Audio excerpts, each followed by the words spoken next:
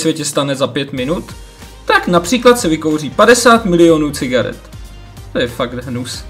Nazdar všichni, já jsem NCT a v dnešním videu si povíme něco o divných nebo spíše nepochopených filozofických myšlenkách, které jsou tak nějak v rozporu s naší přirozenou intuicí, kterou někteří nazývají selský rozum, ale tomuhle označení bych se radši vyhnul. Na začátku jen řeknu, že ty dané myšlenky v tomhle videu trochu zjednoduším a nebudu je vysvětlovat úplně do detailu, protože to bychom tu byli asi 3 hodiny a to rozhodně nikdo nechce. Takže teď už žádný zdržování a pojďme na video. Číslo 1 je antinatalismus. Co je to antinatalismus? Je to filozofie, mezi jejíž nejznámější představitele patří například Schopenhauer a tvrdí, že narození člověka má vlastně negativní hodnotu. Ptáte se proč? No protože jako lidé přece zažíváme utrpení. A pokud zažíváme utrpení, tak je to špatné. I kdyby zbytek života byl výborný, tak podle antinatalistů, pokud jste v životě zažili utrpení a nemohli jste si vybrat, že budete žít, tak za vás někdo rozhodl a udělal špatný rozhodnutí, protože byste v tom životě, o kterým jste sami nerozhodli, zažili utrpení. Co tedy z antinatalismu vyplývá? No, jednoduše řečeno, že bychom se měli přestat množit, protože děti v životě zažijí utrpení a ještě je přivedeme na svět bez jejich souhlasu.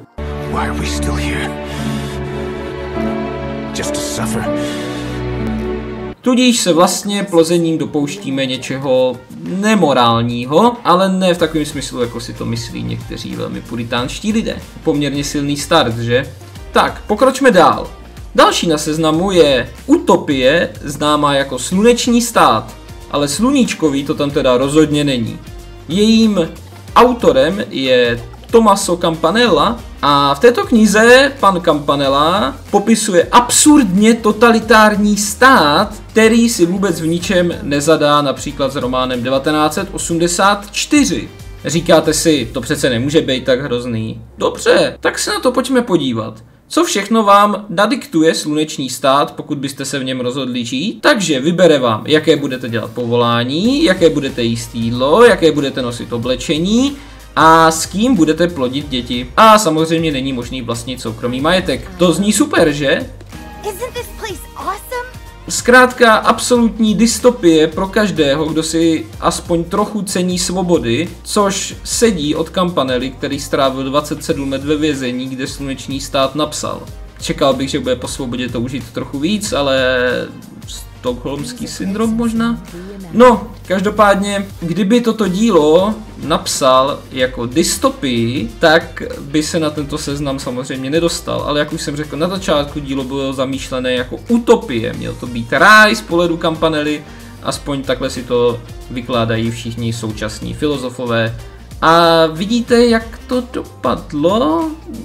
No, na stranu druhou, abych panu Campanellovi jenom nekřivdil, měl tam i pár zajímavých myšlenek, jako tlak na všeobecnou vzdělanost, ale to samozřejmě absolutně nevyváží ten zbytek. Další myšlenkou, které budeme věnovat naši pozornost, je solipsismus. Takže pro všechny z vás, kteří teď právě existujete jen v mojí hlavě, si to teď vysvětlíme, respektive já to vysvětlím vám. Solipsismus je přesvědčení, že doopravdy existují jen já a všechno a všichni okolo jsou jen výsledkem nebo produktem mého vědomí. Dobrá, tady je potřeba říct, že toto je ta nejvíce radikální verze, protože solipsismus měl spoustu různých podob, například u George Berkeleyho, který ze solipsismu vyvodil, že svět existuje jen z toho důvodu, že ji vnímá Bůh, tedy v podstatě, že si představuje Bůh a je tedy součástí božího vědomí. Mimochodem podobnou myšlenku můžete najít i u Lovecrafta, ale to sem teď vůbec netahejme. Doufám, že teď je to všem vám, které si právě představuji ve své hlavě, že sledujete toto video, o něco jasnější a můžeme jít o kousek dál. Další na řadě jsou takzvané aporie. Co jsou to aporie, ptáte se? No, řecky to znamená něco jako potíž, problém, překážka. A autorem těch nejznámějších aporií je takzvaný Zénon Eleje, který se řadí k myšlenkové škole Eleatů.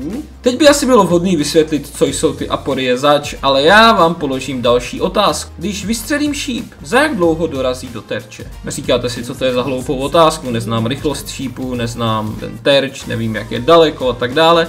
Zénon by vám odpověděl. Jak, říkáte si? No jednoduše. Podle něj ten šíp do terče nedorazí nikdy. Co to znamená? Znamená to, že Zénon popírá existenci pohybu a taky běh času. V podstatě šíp je v každém jednom okamžiku jenom jednotlivým obrazem a těch obrazů mezi vystřelením a doražením do terče je podle něj nekonečno, protože čas je možné dělit do nekonečna. A podobnou logiku v podstatě zastává i v případě běžce, kdy zase dělí do nekonečna prostor, čímž se snaží podpořit myšlenku Eleatů na to, že vlastně prostor neexistuje a respektive, že neexistuje pohyb a neexistuje volný prostor, ve kterém by se ten pohyb mohl dít. To je základní myšlenka. Říkáte si, že toto vůbec nedává smysl a je to úplně v rozporu s tím, co okolo sebe vidíme? Máte pravdu. Nicméně je potřeba aporie vnímat spíš jako nějakou snahu logicky dokázat něco, co ale pohledem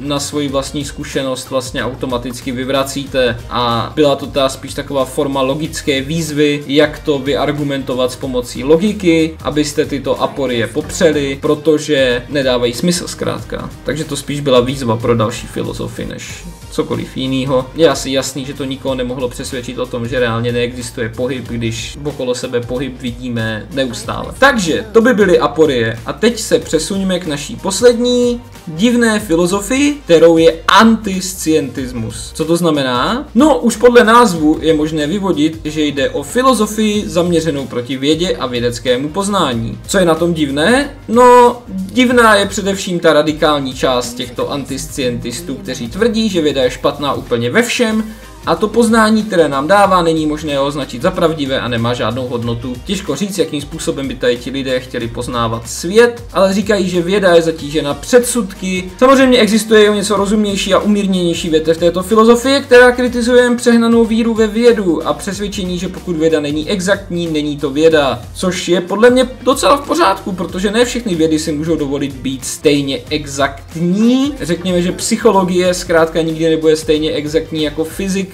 Filozofie nikdy nebude na stejné úrovni exaktnosti jako biologie a tak dále. Zkrátka mají jiné metody a zkoumají jiný předmět. Nicméně odsoudit vědu jako celek je úplný nesmysl, protože zatím je to nejlepší způsob, jak poznávat svět okolo nás a jen díky ní máme všechno to, co okolo sebe právě teď můžete vidět. A vlastně i to video, které teď právě posloucháte. Tak a to bude pro dnešní video všechno. Takže pokud vás video bavilo, dejte like, napište mi nějaký koment a pokud byste se rádi dozvěděli něco víc o dalších divných filozofiích, napište mi to, dejte mi to vědět a dočkáte se určitě v nějakém dalším videu. Takže se mějte hezky a čus a nebojte se přemýšlet.